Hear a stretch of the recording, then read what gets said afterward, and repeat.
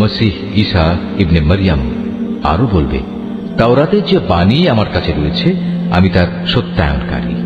তাছাড়া তোমাদের উপর হারাম করে রাখা হয়েছে এমন কতিপয় জিনিসও আমি তোমাদের জন্য হালাল করে দেব, এবং আমি তোমাদের মালিকের পক্ষ থেকে এই নিদর্শন নিয়েই এসেছি।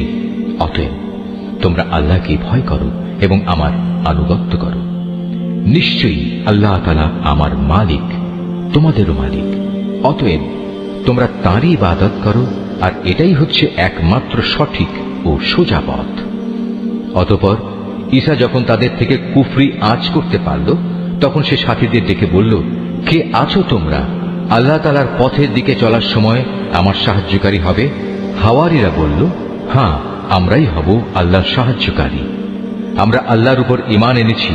হে ঈসা, তুমি সাক্ষী থাকো, আমরা সবাই এক একজন অনুগত বান্দা। হাওয়ারীরা বলল, হে আল্লাহ,